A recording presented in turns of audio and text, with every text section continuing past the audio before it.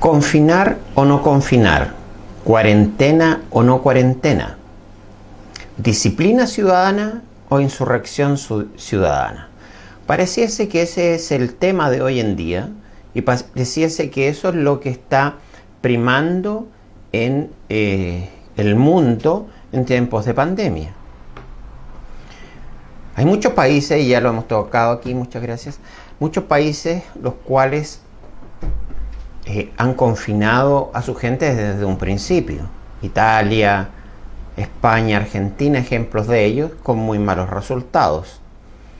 Otros quisieron simplemente todo lo contrario. Nadie se quede en la casa, todos libres, como Suecia tuvo que arrepentirse. Pésimo, pésimo. Otros como Estados Unidos con estas famosas cuarentenas dinámicas. No les fue muy bien. Pero ¿qué pasa con los países que no hicieron cuarentena obligatoria? Le voy a poner 3 casos solamente. Los primeros son de Oceanía y Europa. Los primeros 3 casos me refiero. Austria, Nueva Zelanda y Alemania. En el caso de los 3, dijeron las recomendaciones: el tapaboca, lavarse las manos frecuentemente y quédense en sus casas. Si no es necesario, no salga. No hubo obligación, no se hizo, no hubo una ley, etcétera, etcétera.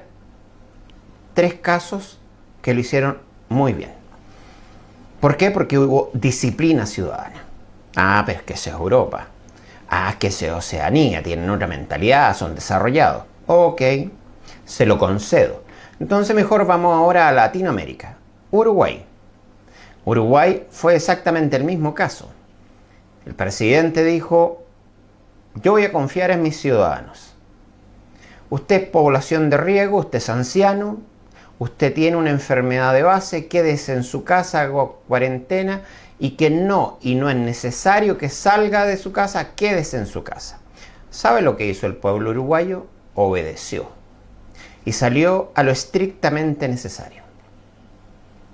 ¿Cuál es el resultado del día de hoy de Uruguay?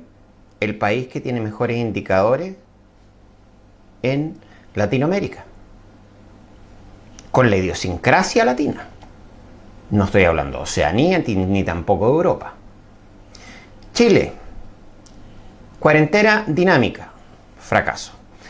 Chile, cuarentena obligatoria. ¿Sabía usted que al día de hoy, una estadística entregada el día de hoy por un importante medio capitalino, dice que desde el inicio de la cuarentena hoy día salen más ciudadanos el día de hoy que están en cuarentena, que se ha prorrogado nuevamente, que al inicio de la cuarentena están saliendo, no les importa mucho. ¿Y qué pasa aquí en Chillán? En la mañana me di el trabajo para poder completar y hacer una editorial con bases, de no solamente ir a caminar al centro, cosa que no hago porque si no tengo que hacerlo estrictamente no lo hago, pero hoy día era uno de esos días, y me di cuenta que en el centro todos andan con tapaboca, pero hay un porcentaje alto, no hice una medición, no hice una encuesta, pero sí un porcentaje alto que usa el tapaboca aquí o aquí, no cubre aquí.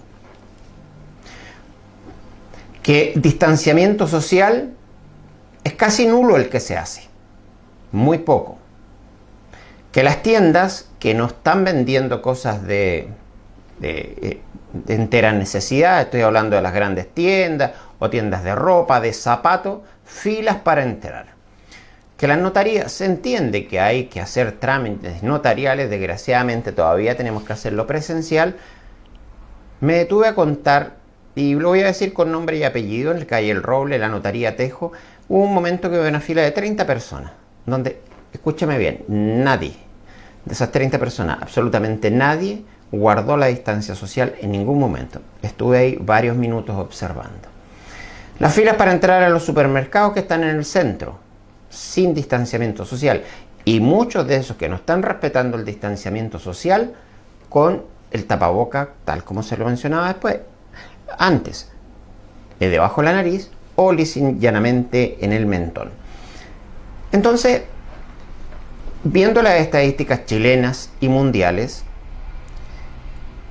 la disyuntiva que le planteé al iniciar esta editorial es: cuarentena o no cuarentena, disciplina ciudadana o insurrección ciudadana. Diría yo irresponsabilidad ciudadana. Mejor debía haber usado esa palabra y creo que es la que mejor encaja en pueblos chilenos. Cuando hablamos del manejo de la pandemia de un gobierno, sea cual sea, yo creo que hay que dividirlo en etapas. Me da la impresión, insisto, leyendo harto, viendo harta estadística, viendo la realidad acá, que el contagio no depende del gobierno. El gobierno te informa, el gobierno toma medidas, pero de contagiarse o no en un porcentaje muy alto depende de ti y de mí, no del gobierno.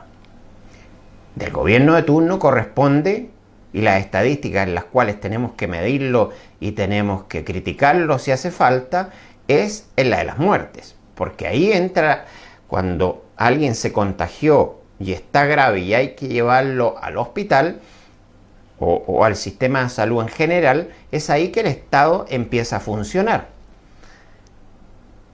Creo yo que lo que está haciendo José Antonio Kast de llamar a que de una vez por todas todos salgamos a trabajar y hagamos una vida casi normal para poder reactivar la economía tampoco es la solución. Y esos alarmistas, como hemos entrevistado a algunos acá que dicen que hay que meternos en cuarentena al 100%, tenemos el ejemplo en Santiago. En Santiago están en cuarentena en este minuto y están saliendo más a la calle que los primeros días de cuarentena y sin permiso.